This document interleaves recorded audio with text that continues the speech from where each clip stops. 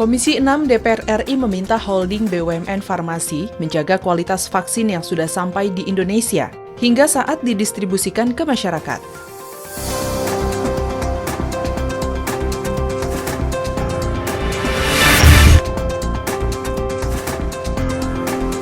Komisi 10 DPR RI meminta kepala daerah setempat memastikan kesiapan protokol kesehatan, kedisiplinan, serta izin dari sekolah dan orang tua siswa dalam pemberlakuan pembelajaran tatap muka tahun ajaran 2021.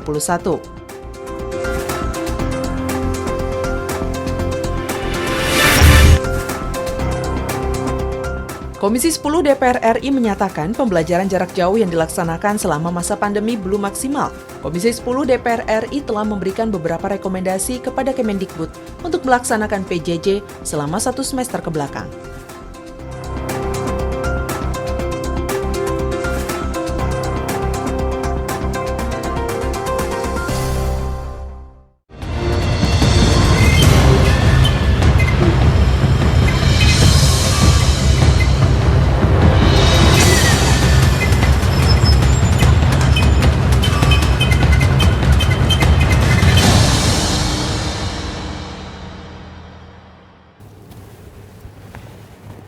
Halo, selamat pagi pemirsa. Apa kabar Anda? Kami hadir kembali nih di Suara Parlemen Pagi edisi hari Senin 4 Januari. Tahunnya sudah berganti 2021 dan pastinya bersama dengan saya Subki Abdul dan juga rekan saya. Dan saya Ayu Rahmawati. Ya, dan seperti biasa saya berdua akan memberikan informasi seputar aktivitas, dinamika, dan juga kegiatan dari anggota Dewan Perwakilan Rakyat Republik Indonesia. Sebagai informasi nih, anggota DPR RI ini masih memasuki masa reses hingga nanti tanggal 11 Januari tahun 2021 atau pekan depan, anggota DPR RI sudah akan memasuki kembali masa kerjanya di tahun sidang yang baru. Ya. Dan ini kita juga sebelumnya ingin mengucapkan turut berbelasungkawa, inillahi wa inna ilaihi raji'un. Ini ada salah satu anggota DPR RI, Bapak Ali Taher dari fraksi Partai Amanat Nasional yang baru saja meninggal dunia kemarin ya, Yuk. Betul sekali, dan kita berharap semoga ini yang bersangkutan diterima di sini dan juga keluarga yang bersangkutan juga diberikan kekuatan. Betul. Dan pada Suara Parlemen pagi ini pemirsa, kita akan membahas mengenai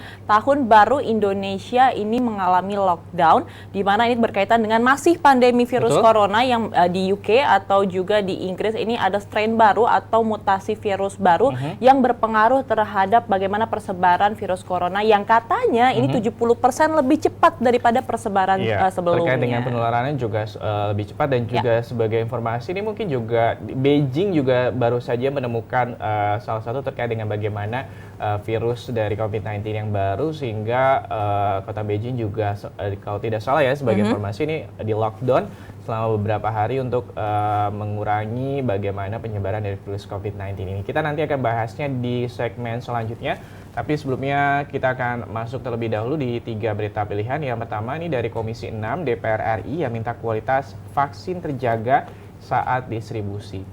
Komisi 6 DPR. Ya, ini Komisi 6 DPR RI meminta holding BUMN Farmasi ini menjaga kualitas vaksin yang sudah sampai Indonesia hingga saat didistribusikan ke masyarakat. Kita simak informasi selengkapnya yang berikut ini. Komisi 6 DPR RI meminta holding BUMN Farmasi menjaga kualitas vaksin yang sudah sampai di Indonesia hingga saat didistribusikan ke masyarakat. Usai pertemuan dengan PT RNI, PT Sanghyang Sri, PT Bio Farma, PT PAL, dan PT Pos Indonesia di Subang, Jawa Barat, anggota Komisi 6 DPR RI Abdul Hakim Bafakih mengingatkan PT Bio Farma, Indofarma, dan Kimia Farma terus bersinergi dengan kementerian dan lembaga terkait dalam penyediaan vaksin COVID-19. Terkait rantai pasoknya, karena ini barang yang spesifik. Vaksin ini harus suhunya, temperaturnya benar-benar dijaga. Kita kemarin nggak bisa kerjasama dengan Pfizer. Pfizer ini produknya bagus karena persyaratannya harus minus 70 derajat. Nah, kita ambil Sinovac yang minus 2 sampai dengan 8 derajat. Nah, mudah-mudahan. Anggota Komisi 6 DPR RI Muhammad Toha menekankan PT Bio Farma sebagai Ketua Holding BUMN Farmasi memprioritaskan bahan baku lokal dalam mewujudkan komitmen kemandirian obat dan alat kesehatan. Juta vaksin, menyusul akhir tahun 15 juta vaksin, dan mereka sendiri juga membuat vaksin untuk dalam negeri, meskipun memang diperlukan waktu yang lama karena harus ada teknologinya, harus alih teknologi, harus juga pengembangan, riset dan pengembangannya harus matang dulu.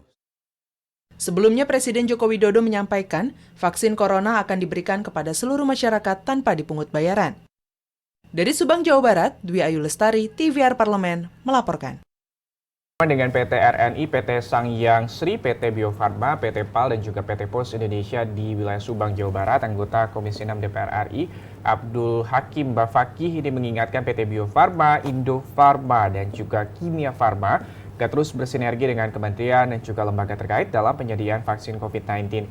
Anggota Komisi 6 DPR RI Muhammad Toha juga menekankan PT Bio Farma sebagai Ketua Holding BUMN Farmasi memprioritaskan bahan baku lokal dalam mewujudkan komitmen kemandirian obat dan juga alat kesehatan. Sebelumnya, Presiden Joko Widodo menyampaikan vaksin COVID-19 yang akan diberikan kepada seluruh masyarakat tanpa dipungut bayaran. Dan Presiden Joko Widodo akan menjadi orang pertama yang akan disuntik vaksin COVID-19. Dan ini juga mungkin Ayu dan juga pemirsa bisa mengecek nih apakah Anda termasuk salah satu dari masyarakat yang akan menerima vaksin COVID-19 tahap pertama, karena ada beberapa juga teman saya yang sudah mengupload ataupun juga mengunggah di sosial media terkait dengan karena mungkin dia tenaga kesehatan, jadi mungkin akan menjadi orang beberapa yang menjadi tahap pertama yang akan diberikan vaksin COVID-19. Ya, ini kita berharap semoga ini juga menjadi salah satu solusi dari pandemi COVID-19 yang ada di Indonesia. Semoga segera berakhir dan semoga kita bisa menjalankan kegiatan secara normal kembali. Beralih kepada berita yang kedua, pemirsa, Komisi 10 meminta Pemda pastikan prokes pembelajaran tatap muka. Komisi 10 DPR RI meminta kepala daerah setempat memastikan kesiapan protokol kesehatan, kedisiplinan, serta izin dari sekolah dan orang tua siswa dalam pemberlakuan pembelajaran tatap muka tahun ajaran 2021. Berikut laporan selengkapnya. Komisi 10 DPR RI meminta kepala daerah setempat memastikan kesiapan protokol kesehatan, kedisiplinan, serta izin dari sekolah dan orang tua siswa dalam pemberlakuan pembelajaran tatap muka tahun ajaran 2021. Ditemui usai pertemuan dengan Pemkab Tangerang dan meninjau SMP Negeri 3, Tiga Raksa Tangerang, Wakil Ketua Komisi 10 DPR RI Dede Yusuf mengatakan, pembukaan sekolah untuk pembelajaran tatap muka memerlukan kesiapan protokol kesehatan yang ketat dan kedisiplinan para guru serta siswa. Apakah pemerintah daerah mau membuka atau tidak? Lalu kemudian apakah komite sekolah, apakah kepala sekolah, dan yang terakhir adalah orang tua. Apakah orang tua yakin? Karena apa? Itu juga sangat berkaitan erat, bukan hanya di sekolah tetapi pada saat mereka menuju sekolah dan pulang dari sekolah. Bupati Kabupaten Tangerang, Zaki Iskandar menyampaikan, pemerintah daerah sudah menyiapkan infrastruktur untuk protokol kesehatan di sekolah dengan tetap memperhatikan tingkat kerawanan penyebaran COVID-19.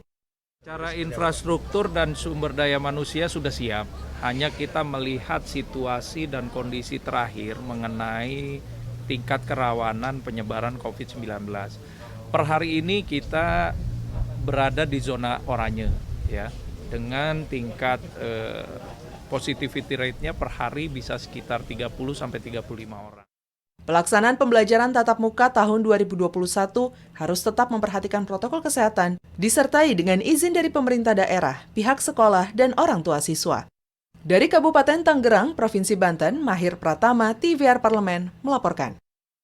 Komisi 10 DPR RI Dede Yusuf mengatakan pembukaan sekolah untuk pembelajaran tatap muka memerlukan kesiapan protokol kesehatan yang ketat dan juga kedisiplinan para guru serta siswa. Selain itu diperlukan adanya izin dari komite sekolah dan orang tua siswa serta dimulai dengan 25% dari seluruh siswa. Pelaksanaan pembelajaran tatap muka tahun 2021 harus tetap memperhatikan protokol kesehatan disertai dengan izin dari pemerintah daerah, pihak sekolah dan orang tua siswa, serta 25% dari seluruh siswa. Nah, ini juga sempat kemarin di DKI Jakarta dibatalkan pembelajaran tatap muka karena masih sangat tinggi angka persebaran dari COVID-19 dan kita berharap semoga nantinya ini tidak menjadi klaster baru dari penyebaran COVID-19. Ya, ini merupakan langkah tepat kalau misalnya mungkin sejumlah daerah sudah memutuskan untuk membatalkan proses belajar mengajar secara tatap muka karena kita ketahui juga bahwa ini COVID-19 ini masih semakin mengganas seperti itu, apalagi kita tunggu nanti bagaimana akan ada klaster baru terkait dengan liburan akhir Natal dan juga Tahun Baru yang juga mungkin nanti akan menjadi ada penambahan sejumlah kasus positif COVID-19 akan bertambah ya.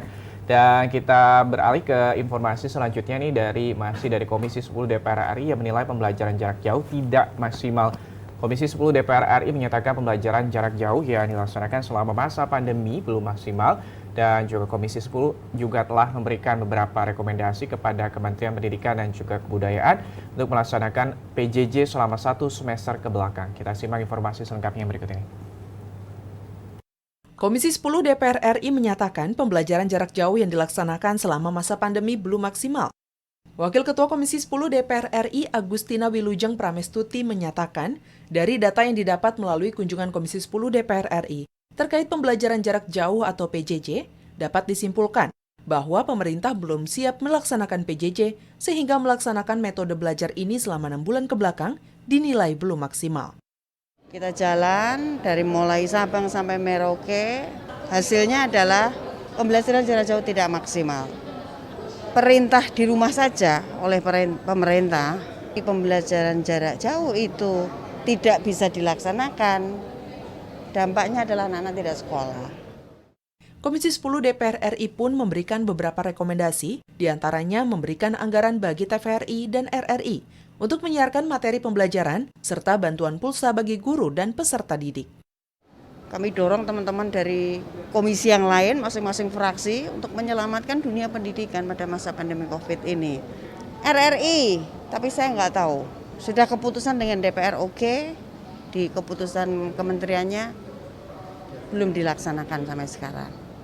Ini kalau terus-menerus menggunakan internet, anak-anak nggak cukup duit, karena orang tuanya sebagian besar ekonomi kena pandemi COVID. Untuk merumuskan kurikulum selama masa pandemi COVID-19, Menteri Pendidikan dan Kebudayaan Nadiem Makarim kerap berkonsultasi dengan Komisi 10 DPR RI terkait penyelenggaraan kegiatan belajar mengajar. Alda dan Arif, TVR Parlemen, melaporkan. Wakil Ketua Komisi 10 DPR RI Agustina Wilujeng Pramestuti menyatakan bahwa dari data yang didapat melalui kunjungan Komisi 10 DPR RI terkait dengan pembelajaran jarak jauh atau PJJ dapat disimpulkan bahwa pemerintah ini belum siap melaksanakan pembelajaran secara jarak jauh sehingga pelaksanaan metode belajar ini selama 6 bulan kebelakang dinilai belum maksimal untuk merumuskan kurikulum selama masa pandemi COVID-19. Menteri Pendidikan dan juga Kebudayaan Nadiem Makarim kerap berkonsultasi dengan Komisi 10 DPR RI terkait dengan penyelenggaraan kegiatan belajar mengajar. Agustina mengungkapkan bahwa kerjasama antara Komisi 10 DPR RI dengan Kementerian Pendidikan dan juga Kebudayaan telah menghasilkan kebijakan yang tepat sasaran. Kalau misalnya ini membahas terkait dengan bagaimana pembelajaran jarak jauh selama masa pandemi COVID-19, kalau menurut Ayu sendiri apakah efektif atau bagaimana melihat Ayu? Karena ini sangat dilematis sekali ya membahas pembelajaran jarak jauh ini, karena kalau kita lihat ini kan Indonesia bukan hanya Jakarta saja dan juga infrastruktur dari teknologinya juga belum merata. Jadi mungkin sangat bisa dimengerti kalau ini tidak efektif di daerah-daerah. Namun mungkin ini adalah solusi terbaik mungkin yang bisa diberikan dari pemerintah itu sendiri kepada siswa-siswa yang sedang belajar supaya tidak terinfeksi corona dan tidak membuat klaster baru ya, oke ya. Betul sekali. Dan pemirsa tadi sudah kami hadirkan 3 berita utama. Kami nanti akan kembali dengan topik utama terkait dengan bagaimana ini tahun baru Indonesia lockdown setelah jeda berikut ini.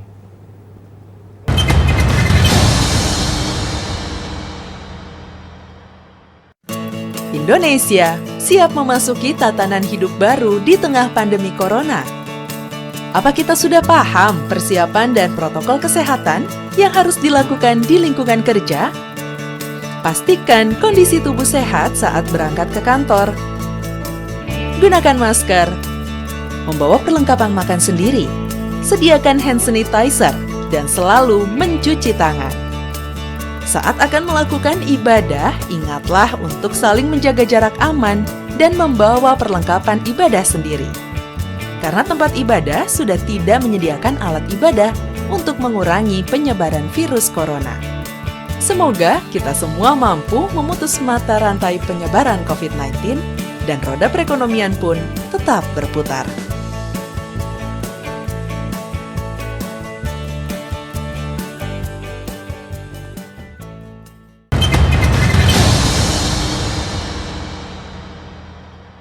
Suara Parlemen Pagi masih bersama dengan saya Suki Abdu dan juga rekan saya Rahmawati. Ini kalau misalnya membahas terkait dengan tren peningkatan jumlah kasus COVID-19 tidak hanya di tanah air, tapi juga sejumlah negara nih sudah bukan lagi memasuki wave 1, wave 2, tapi juga mungkin ada beberapa yang juga sudah mengalami lonjakan dari positif COVID-19 juga sangat bertambah banyak seperti itu ya. Iya betul sekali, dan ini pada tajuk hari ini kita akan membahas bagaimana Indonesia melakukan kebijakan lockdown di tahun baru akibat munculnya varian atau mutasi baru dari virus pandemi COVID-19 yang muncul di Inggris. Berikut kita simak terlebih dahulu pemirsa laporan selengkapnya.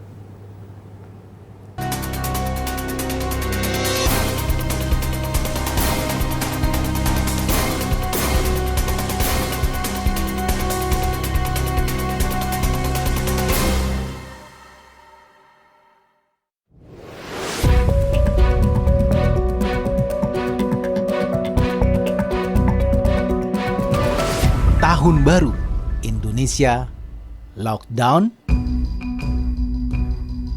Di tahun baru, pemerintah menutup sementara akses warga negara asing yang ingin masuk ke Indonesia.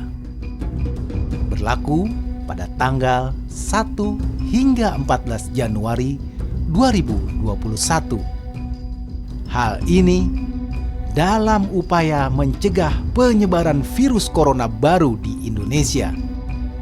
Dengan terus memantau situasi penyebaran virus tersebut. Sehingga bila penyebarannya semakin mengkhawatirkan, maka dapat dilakukan perpanjangan waktu penutupan akses masuk bagi WNA ke Indonesia. Pemerintah harus memastikan kebijakan tersebut dijalankan dengan baik di seluruh pintu masuk wilayah Indonesia, bandara, pelabuhan, dan pos lintas batas negara, dan tidak ada pengecualian selain yang telah ditetapkan pemerintah selama kebijakan tersebut berlaku. Oleh karena itu, harus diperiksa secara ketat dan memantau kondisi seluruh WNI yang kembali ke Indonesia. Hal ini untuk mencegah adanya WNI yang telah terinfeksi virus corona baru dapat lolos dari pemeriksaan dan menjadi pembawa atau carrier COVID-19 untuk orang-orang di sekitarnya. DPR mengimbau kepada masyarakat yang akan berpergian ke luar negeri, yang sedang berada di luar negeri, ataupun yang akan kembali ke Indonesia, agar selalu menerapkan gerakan 3M, memakai masker, mencuci tangan, dan menjaga jarak, serta menaati peraturan baru yang ditetapkan pemerintah untuk pulang ke Indonesia. Hal ini sebagai upaya mendukung pemerintah untuk memutus mata rantai penyebaran COVID-19.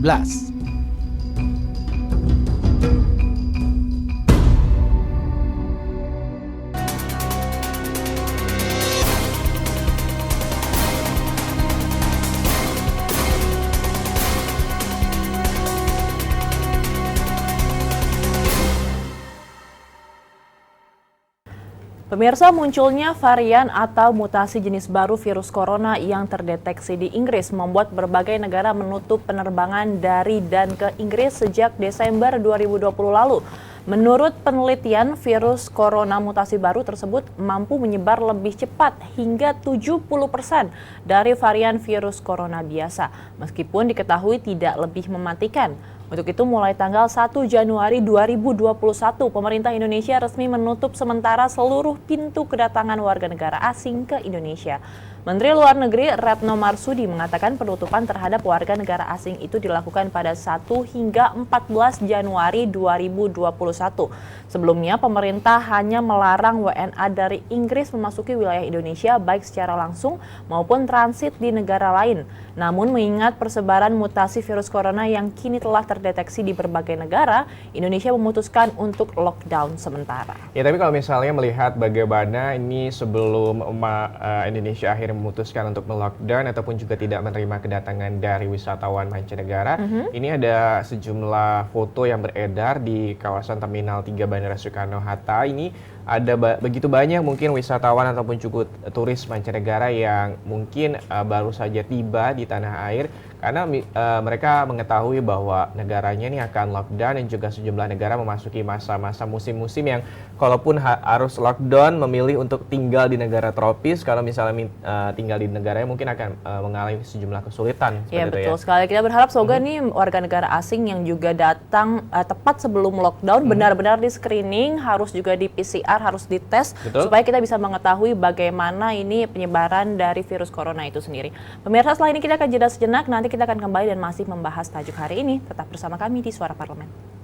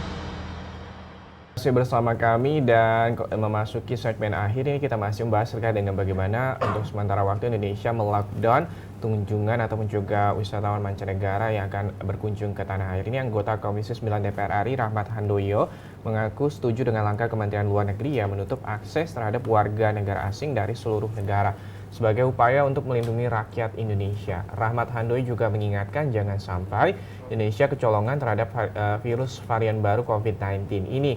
Rahmat juga mendorong Kementerian Kesehatan dan Kementerian Luar Negeri untuk melakukan hitung ulang bagaimana strategi menghadapi kemungkinan terburuk dari virus varian baru COVID-19 ini. Dan sementara itu anggota Komisi 1 DPR RI Muhammad Farhan mengatakan langkah menutup akses masuk bagi warga negara asing itu sudah bagus meskipun Farhan tidak yakin kebijakan tersebut efektif menekan laju penularan dari virus COVID-19 karena dinilai sudah terlambat seperti di awal penularan corona di tahun 2020 lalu. Sementara itu Wakil Ketua Komisi 3 DPR RI Ahmad Syahroni juga meminta agar pihak imigrasi bekerja dengan cepat untuk menyelesaikan kebijakan pembatasan warga negara asing ini. Syahroni menyebutkan bahwa imigrasi sebagai garda terdepan dalam menjaga pintu masuk harus bisa menyesuaikan kebijakan tersebut secara efektif dan juga efisien, salah satunya dengan membuat kebijakan teknis di lapangan yang sesuai. Sedangkan Wakil Ketua DPR RI Bidang Politik dan Keamanan Aziz Samsudin meminta masyarakat untuk semakin serius menjalankan protokol kesehatan ini guna mengatasi munculnya varian baru COVID-19 yang sudah mulai menyebar ke berbagai negara. Aziz juga menghimbau masyarakat agar tidak panik dan memantau informasi pengumuman dari pemerintah secara berkelanjutan.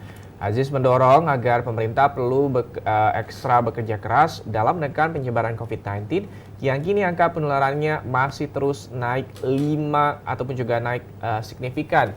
Dan kalau misalnya membahas terkait dengan bagaimana langkah-langkah antisipasi juga pasti pemerintah dalam hal ini pemerintah pusat maupun juga pemerintah DKI Jakarta maupun juga provinsi lainnya sudah menyiapkan sejumlah hotel maupun juga tempat lain untuk para warga negara asing yang datang ke Indonesia atau berkunjung untuk sementara waktu dilakukan karantina kurang lebih selama 5 hari seperti itu. Iya betul sekali, dan ini meskipun sekarang juga vaksin sudah datang ke Indonesia, kita juga masih harus tetap waspada karena bagaimanapun juga ini kita harus tetap menjalankan protokol kesehatan karena juga angka dari kurva penyebaran pandemi di COVID-19 ini belum menunjukkan angka yang landai dan pastinya kita masih menunggu bagaimana hasil dari uji klinis vaksin di tahap 3 pada pertengahan Januari ini. Ya, kita nanti juga masih nantikan bagaimana sebenarnya nantinya virus ataupun juga vaksin COVID-19 ini akan diberikan kepada sejumlah warga negara. Kita tunggu nanti update terbarunya dari Kementerian Kesehatan Republik Indonesia. Tapi sebelumnya kami akan mengupdate kepada Anda informasi terbaru, update data COVID-19. Ini Anda bisa menyaksikan di layar kaca televisi Anda terkait dengan update COVID-19 di sumber dari WHO. Update data COVID-19 per 3 Januari 2021 diambil dari situs covid19.co.id. Angka bertambah 765.350 ini di Indonesia, bertambah 6.877, angka sembuh 631.350. Ini positif ataupun juga bertambah menjadi 6.419, sementara itu meninggal dunia 22.734. Sedangkan secara global ini ada tersebar di 222 negara. Terkonfirmasi 83.322.449 dan meninggalnya sudah mencapai 1.831.412 orang. Ya, pemirsa, dan agenda pada hari Senin 4 Januari 2021 nanti tepatnya pada pukul 10 waktu Indonesia Barat Anda bisa menyaksikan secara langsung pelantikan pengurus Kopri dari Gedung Nusantara 4 DPR RI yang akan disiarkan langsung dari TVR Parlemen. Dan agenda tersebut sekaligus juga mengakhiri perjumpaan kita pada Suara Parlemen edisi hari ini. Saya Ayu Rahmawati dan juga rekan saya. Dan saya Subki Abdul beserta seluruh kerabat kerja yang bertugas pada hari ini mengucapkan terima kasih atas perhatian Anda. Jangan lupa pastikan menggunakan masker, menjaga jarak, dan juga selalu mencuci tangan. Ya, sampai jumpa. Sampai jumpa.